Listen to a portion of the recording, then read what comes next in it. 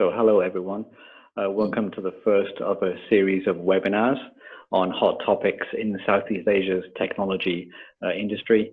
The first one is about digital entertainment and education and all the opportunities and challenges that those areas face right now in these weird circumstances that we're in. About Justin at the Rebel Fighting, any other change of habits that you're seeing among people?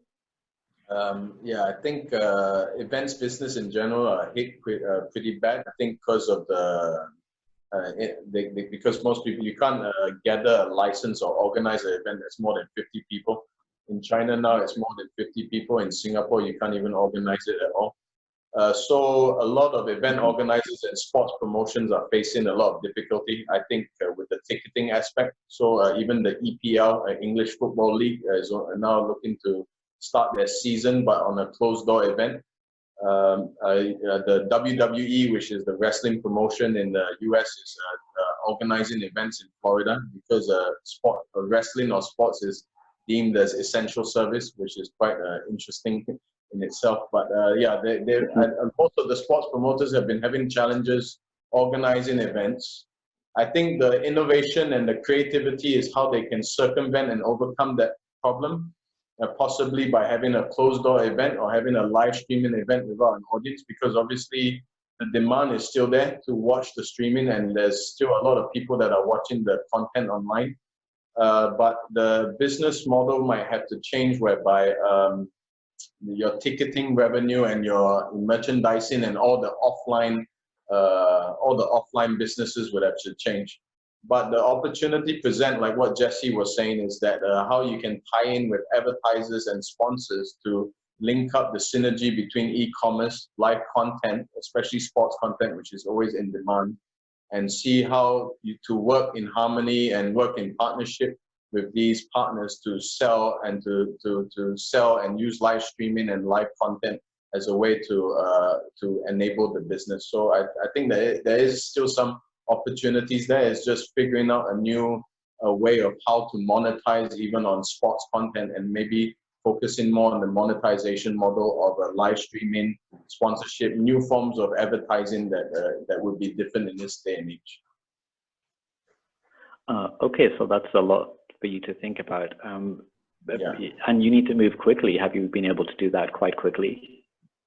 Yeah, and China is a bit difficult because we're more of an international sports promotion. So we normally fly a lot of fighters from Brazil or from Japan and from overseas.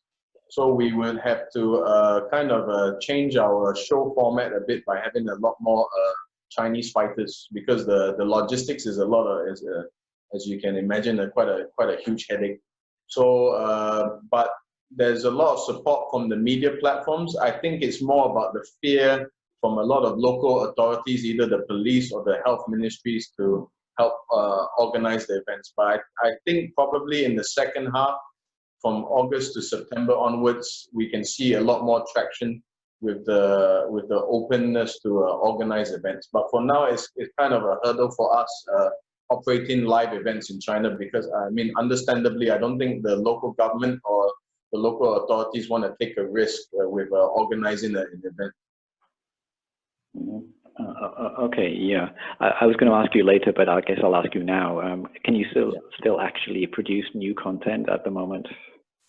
Yes, you can, but you got to be a lot more. You got to be creative. So we were exploring the idea of hosting it in a TV studio. So like we have a big partnership with Shenzhen Weisi, with Shenzhen Media Group. So they have a studio there that we could organize an event, but it has to be less than 50 people. And of course, the health and safety of all the fighters and everyone has to be tested. But we could work on that with broadcasting the event. And at the same time, we were talking to Huawei in Singapore about launching the VR, so meaning that they will wear like VR goggles, and they could actually watch the event live from the comfort of their own homes. Okay. Okay. So yeah, it's good to know that is still possible. Yes. Okay. How about Timothy with Snapask? Any other new demands that you've seen from your users, apart from like more classes being requested from the tutors? Right. So apart from usage from students to ask questions and get response, we do see, like previously, if you look at the how students go about for their entire day of learning, it's a lot of it is one-way teaching. They're receiving information from teachers in school. They are spending another 3-4 hours in tutorial centers to sit in classes again. So when they get home, I think the first priority for them is really to kill all the homework and really go to bed or play video games. So right now, with the entire day at home, we can see a lot more demand instead they want these classes, the video classes, to happen online as well. Not just interactions, but really watch videos to learn things. Schools are trying to offer these live streaming classes like the webinar that we're hosting right now. It's not as interactive as they were hoping. And teachers, one thing is they're not trained to offer classes online. So I doubt the effectiveness of it, of just giving a platform to teachers and allow them to and assume that they can use the tools well and host classes effectively. But this part, I think there is a lot of things that we can discuss about on how this will be a starting point for teachers to think about what we should prepare ourselves for in the future if going online to teach is the trend. But I also want to add one point on the behavioral change on other stakeholders in the industry. So one of the very amazing insight that we found is not an insight, but it actually happened, was we finally are able to work with government in such fast pace. So we used the past 5 years since we started to try and work with government in each of the markets that we're in to implement our tools in their school system. So we operate in Taiwan, in Hong Kong, in Singapore, and different places, even in Indonesia. So what we observed this time is during COVID, because schools are suspended, so probably there aren't many options for the government to actually do to help the school system and help the school teachers to still continue to offer classes or offer their value. And they have to seek for other alternatives. So when we knock on the doors and see what we can offer and contribute through the government, they are pretty receptive. And we can manage to pull a partnership with the Taipei city government within less than 2 weeks. That's something that's very amazing and never seen before. So I think the behavioral change doesn't only happen on students and teachers who are in the system, in the front line, but there are also administrators and also other managers and authorities who are adapting to the changes. Good. Okay. Yeah, they're moving faster too. Okay. And out of interest, what kind of class size are you talking about? You mentioned the webinars might be difficult, but how big is the class? Yeah, so schools, they're trying to host their 1 to 40, like a normal class size. They're just moving the entire experience online. But definitely that's not the best option. How can you, I mean, in a physical classroom, it's already not happening, interactions are not happening. I doubt the effectiveness of it if you just try and move everything online. So there is a pro and con for doing learnings online. Definitely, you are not bound by the physical location. There's a lot more usage of tools that you can also leverage on during these online experience. But still, how do you manage the interactions and the effectiveness of learning is a big question mark. Okay. Thank you, Timothy. Let's see. You gave some really interesting answers there, all three of you. I think you've mentioned some challenges, but are there any other challenges that any other video-based service is facing, during the pandemic? So for me? Sorry. Maybe back to Jessie then. So yeah, any other challenges? Oh, okay. The slides changed now. Good. Okay, sure. Good. So any other challenges? Okay. Sure. Well, we actually, in terms of a content production, right?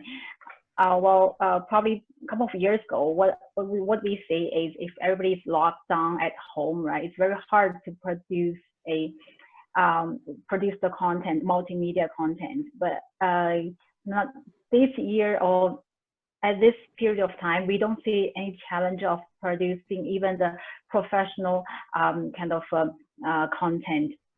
We have many of customers that they are like short video platforms or even the live streaming platforms there. The consumers actually are easily to leverage all these short video platform applications to provide the professional generated content. So it's well, I would say it's very interesting. Like people stay at home can still play around with this content productions, and yeah, that's a thing I say is like, especially the increasing of the short videos.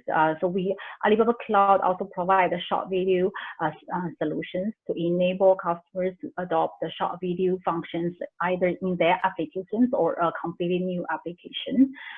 So we see that the consumers are increasingly moving into the short video space.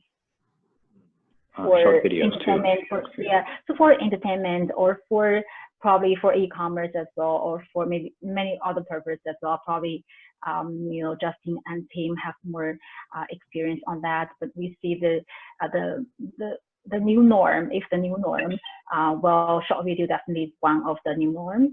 The short video could be, I would say, probably a few 30 seconds to a minute, or even less. I mean, definitely less than 2 minutes. This is the so-called short, right? So within just the 1 minute of video, there are a lot of information there and capture people's attention, and then make people action as well. That is a different kind of format if compared to the previously the long video, like 20-30 minutes, talking about one thing. Yeah. Okay, so people are happy with shorter content or any content maybe. Yeah, even talk about COVID-19, right? So we see many videos available of talk about COVID-19 in different aspects, right? So people quickly click the video and absorb the information there. Well, that's a very powerful and effective tool. Okay. All right. Then moving on to Justin. I know you mentioned a lot of challenges you faced before, like you can't sell merchandising and tickets and things like that. Any other major challenges you've run into? That's mainly it.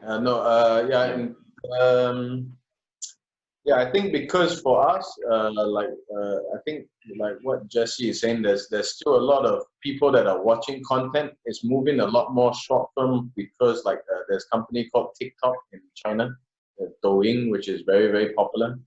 But it's like a music app that's very easy to use, and you just do like a miming or karaoke singing over music. So it's a lot easier to do. But something like what we do is not say it's sophisticated. It's a bit more complicated to do because there's marketing budgets. There's like there's almost like a long form content, which needs a lot more creative input. So to produce like trailers or advertisements or something that requires like a production team and outdoor and sets and cast and talent is a lot more challenging to do, and also pulling off an event is a lot more challenging as well.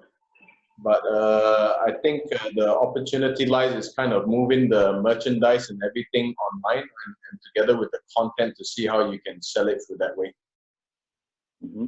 Okay. Do you handle the merchandise directly, or how does that work for your company, for Rebel Fighting Championship? We do it through OEM in Shenzhen that manufactures a lot of the clothes and the shops over there. Okay. Okay, and that's where most of your viewers are, so they're closer to your viewers already. Yes, yeah, mainly in the major cities like Shenzhen, Shanghai, Beijing, and Chengdu. These are the 4 major places. Okay. Now moving on to Timothy, any other kind of operational challenges you've run into?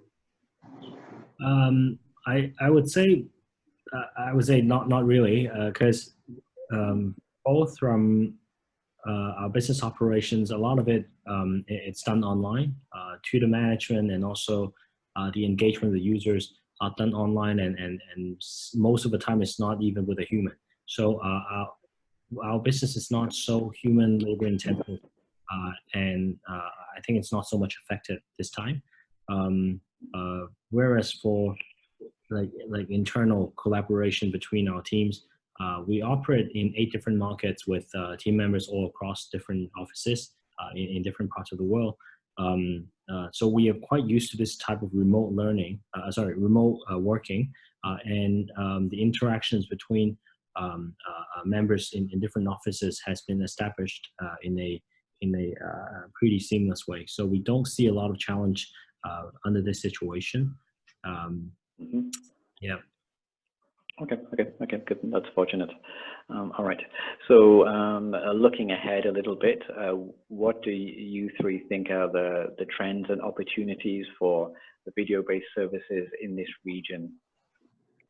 Maybe going back to Justin on the entertainment side, what do you see as the trends and opportunities? I think the trends is actually I think this COVID-19 has very much changed behavior. I think I don't know whether it's something that would be something that's permanent, but definitely we're seeing a lot of changes in the behaviors and the audiences and how they're reacting to this. So whether it would be that people don't go to events anymore, or people are ordering food at home or getting deliveries at home, or whether there's a complete change of the consumer behavior, that's something that we'll know in the future. But I think the opportunities would be is that you can move everything more on a digital ecosystem.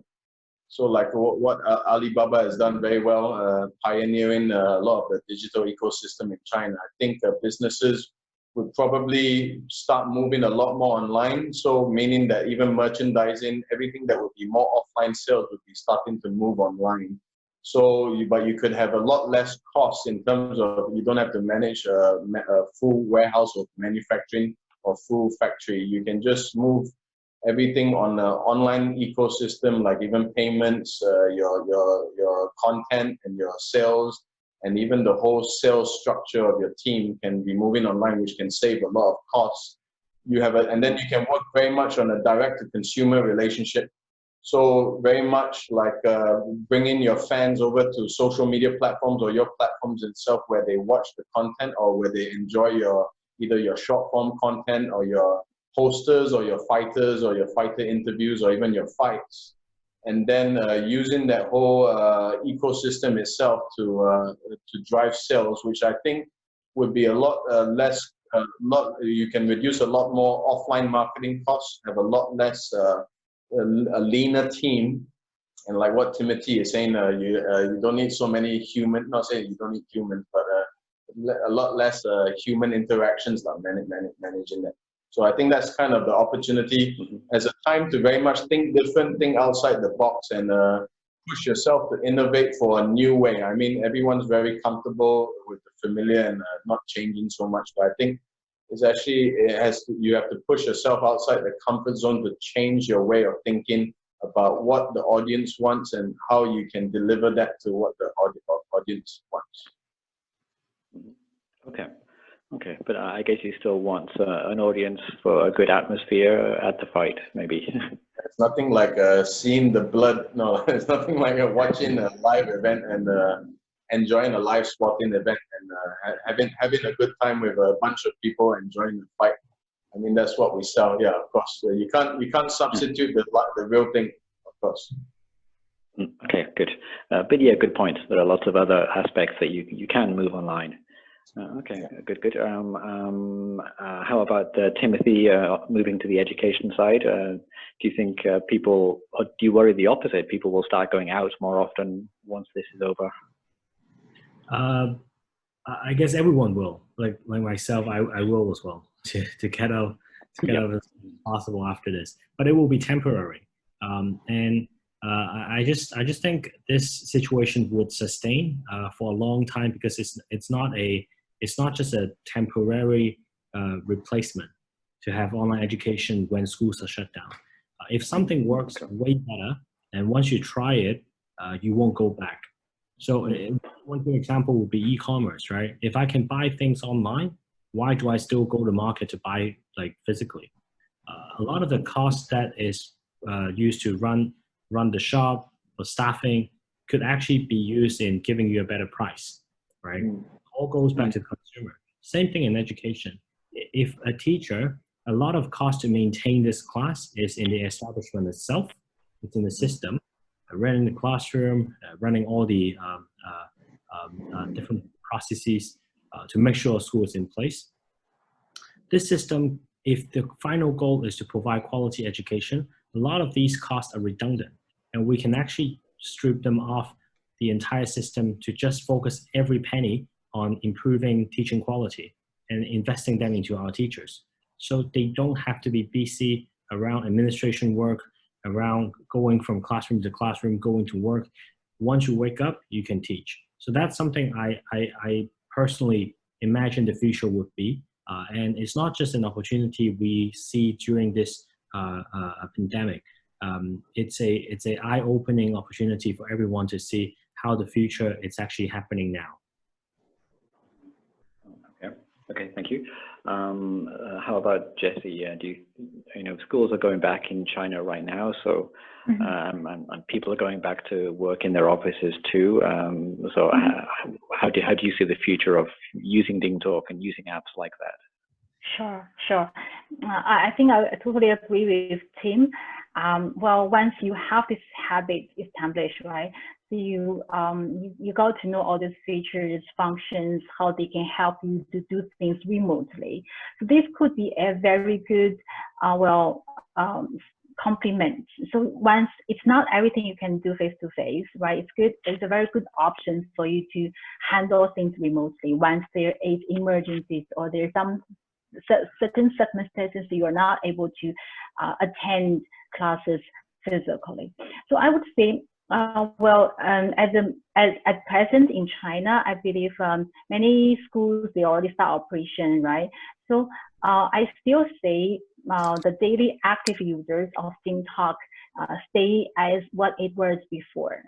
So still there are 120 million students as daily active users on DingTalk. What they are using on DingTalk, probably they don't need to do the online, live streaming. They don't need to learn the courses on DingTalk, but they have the other things like they change the business process of education, like previously how they handle the assignments, homework, exam, etc. Now they all have options for students to do it digitally, in a digital way, that all the homework assignments can move online, and then you can manage exam online as well. If there is a case that students are able to attend in-class exam, right? So there are, this kind of thing we are seeing that's more flexible, and they provide more flexibility for education sectors to really have their reach, the reach of their students or the reach of their courses even larger.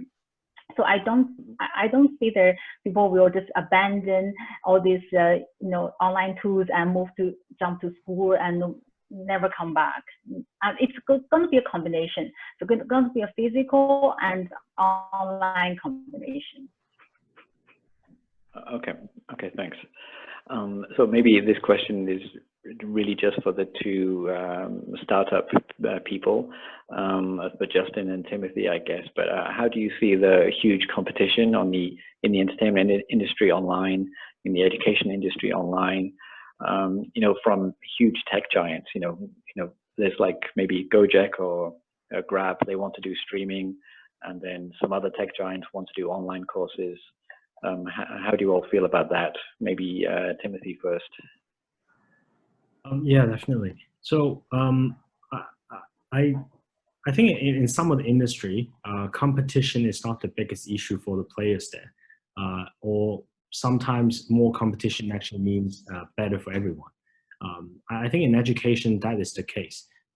So if you think about students from their perspective, 100 students will have 100 different ways of learning, and they would require different things in their journey. You wouldn't expect one product or one teacher would be able to fulfill all their needs because of the different profiles, different pace, different level and standard that they are requesting for. So that means there is no one book that can tell the same topic best for all the students.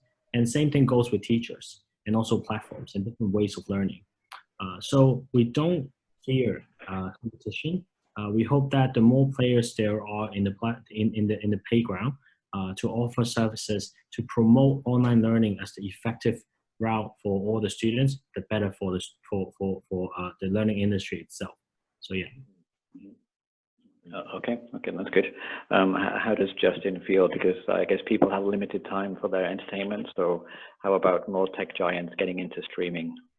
I think from my point of view as more of the content provider and given the producing and being the content creator, I think it's better for me because there'll be more options for us to partner with more different companies to actually stream to the audiences. Like what Tim was saying, there's many different. There's no one size fits all, especially in terms of streaming and content, especially in China. There's a multitude of platforms that actually serve very different needs and very different needs for the consumer or for the audience that is watching that content. So I mean, even for something that you would think fighting, it wouldn't even fit a short form video. But actually, a lot of my competitors like WWE or even the UFC or even F1 are moving into short form content because it's just some people just like to, I mean, maybe it's that people have shorter attention spans. So the video durations just keep getting lesser and lesser. But I think it's just people consume things differently. People watch content differently. So I think the more players in the market and the more different modes of streaming, the better it is for the content provider. Okay, fair enough. All right. I promised though I'd look at the Q&A tab before, so that's what I'm doing right now. Let's see. I guess some of them I might have covered before, but here's a good one from an anonymous attendee who says, as e-learning platforms for many young students, that's TikNode and Snapask, how do you ensure that users do not misuse your software? You know, things like academic fraud or cyberbullying. So how do you feel about that? I'll maybe start with Timothy at Snapask. Yeah, perhaps I'll go first. I think online, it's just like offline, as in everyone take responsibility for what they're doing. For things that are not encouraged or somehow even inappropriate or if they're illegal in some sense, the person who is acting on it will be taking full responsibility for that action. So for things that are about cyberbullying or in some sense that are touching the bottom line, because our tutors, they're all registering with their real identity, we are trying to avoid it with the sense of responsibility, because everything happening on the platform is recorded. We have a record of such people. Although we respect privacy, but if things happen, we want to do everything to protect our students. So for academic fraud, I'm not sure what you're implying by academic fraud, as in people are faking their, I don't know, certificates or what?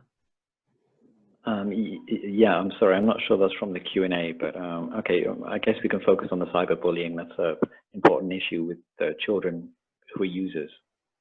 Right. So I think that's one part that I want to emphasize on, that we do everything we can to protect the students because they're underage.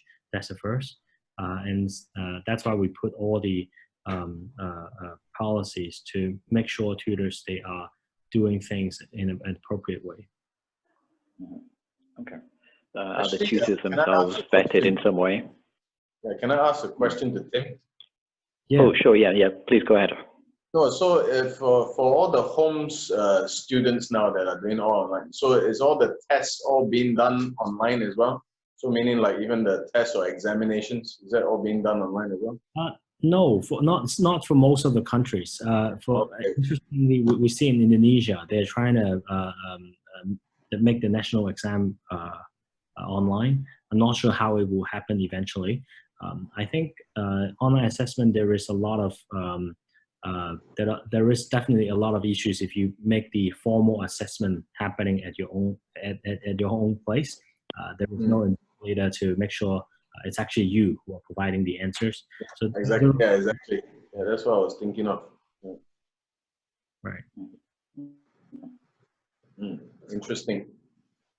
So you mean it's harder actually for them to verify, yeah, because it will be easy for someone. Jessie, any thoughts on this question? If they want to cheat, right? Or if they want to take advantage of the online examinations. I think perhaps for some countries they are still not sure about how online assessment can happen and how to make it a fair game for everyone. That's why it's still not widely adopted. But I think eventually assessment itself shouldn't happen in just one time. It shouldn't just be one sitting for students to take like the final public exam to determine which university you go to. This model has been changing. So we are changing a lot to just exam-based assessment to school-based assessment. Probably from projects and ongoing assessment, we can tell if the student have a possess good quality and which domain they should invest their future into. So I think assessment, the mode itself is changing already, and we don't have to overthink how to make it a fair game to assess in that one sitting of exam, but instead how we can assess throughout the entire journey. Okay. Thanks. Cheers. Right. Okay. I'm sorry, I got disconnected there, but I think I'm back now. Okay, good. So did Jessie have a chance to respond to the cyberbullying question too? Sure. Also, from my perspective, well, we provide technologies, right? So we provide technologies for our customers to build e-learning platforms. So I will talk about this from a security perspective and how you can leverage actually technology to ensure there is no misuse of the platform. That's more about one thing is security. We heard about many security breach in the COVID-19 space, cybersecurity. And second is about the control. So when you build e-learning platforms or online education platforms, the control is quite important. So you have to build layers of authentications and controls and to have different layers of this access. Right, function access. This is another way to manage your users properly as well. Well, I can be very technical, but I don't want to be very technical here, but it's two things to keep in mind. One, security. So when you build a platform, the first thing you need to consider is security.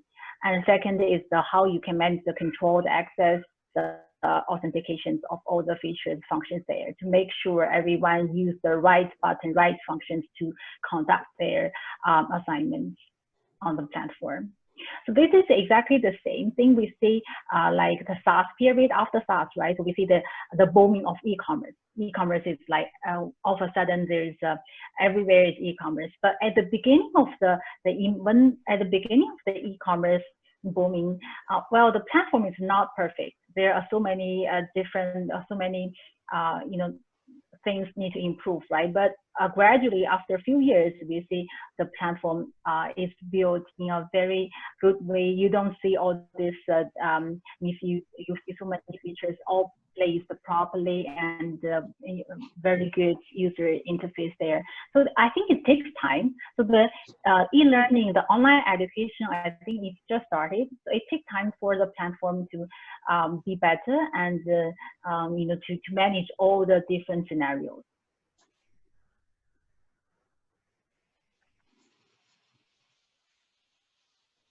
Sorry, Steven, you are muted. Yeah. Thank you. My bad. I just realized that I'm muted. Yeah. Sign language. Thank you. Thank you. I spotted one more good one from Neha on the Q&A, and she says that, do you think we'll see a space where students from, say, India or Nigeria will be able to get an entire education online from a Singapore level of education? Because that's been done with like universities, but maybe not with primary and secondary. So Yeah. do you guys think that could happen? Maybe Jessie first. Sure. Well, that's a good question. We were talking to a Cambodia customer this morning, exactly the same case. So they are actually installing DingTalk for the school, right? The first question they have is, are they able to watch the video, which means the courses offline without bandwidth, without network? Well,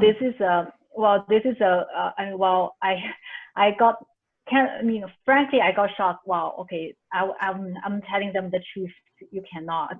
So on DingTalk, you have to have the connection with the internet. Then you can watch all the playbacks, right? There are playbacks of all the videos, all the courses there you can watch. But the foundations, you need to have the connectivity. And then the only thing if you want to watch offline, you have to download to your mobile phones or your PC. Well, that is, I see it is true. It is a barrier for the areas like in Cambodia, Laos, or these areas. Yeah.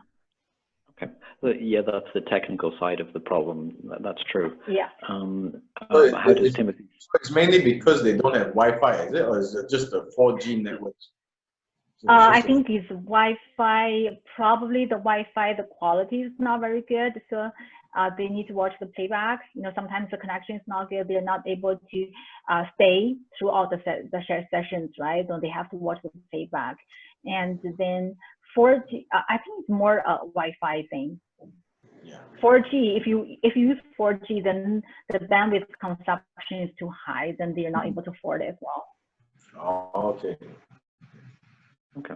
Right. So we're talking about cross-border education now for primary and secondary. What does Timothy feel about that? Cross-border as in? Yeah, as in like somebody in India getting a Singapore secondary school education or something like that, purely online. I see. I think it could happen, but in education, it's really on. It's pretty localized, especially when it comes to exam and the entire K-12 curriculum. It's very localized in not just on language. It's also the curriculum itself designed by local authorities, the education bureaus or ministries that they are defining how the syllabus will look like. One thing people usually ask was, okay, math is math. How different can it be worldwide? But in fact, it's very much different. Even if you look at one single question, the same question, if it's done in Hong Kong versus in Singapore, the way to approach it is already entirely 100% different. Maybe in Hong Kong, we just care about how to get to the answer.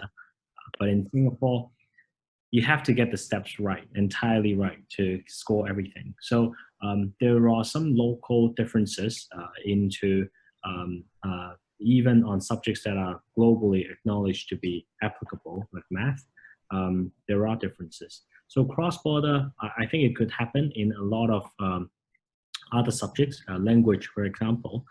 So right now we're actually working with a number of language training institutions to export their language training programs to other places. So we have one Japanese training institution that they're trying to ship their teaching offering to other Asian countries, which Japanese language is a very popular one amongst a lot of markets. So these are some examples of cross-border learning. Yeah, just want to highlight for cross-border learning. Well, we have also the case like so English teaching the English courses, right? Like in China. So what DingTalk can do is DingTalk can do the auto translation. So the students, if they're not able to read English properly, they can actually translate the message or in Chinese or in other language. We support 12 languages.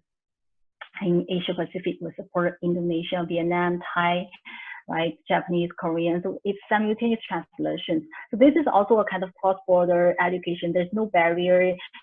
Sometimes you can just use your own language, right? You can just type in your own language, and then the other can receive in English or whatever language their hometown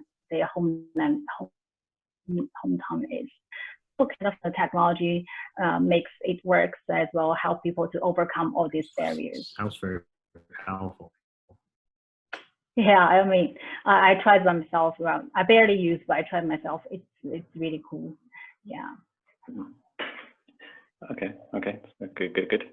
All right. I think we can wrap it up there after some really good questions from our participants. And thank you everyone for watching, and thank you to our 3 panelists as well for sharing your expert insights. So Jessie at Alibaba, Timothy at Snapask, and Justin at Rebel Fighting Championship. Yeah, thank you very much for joining us.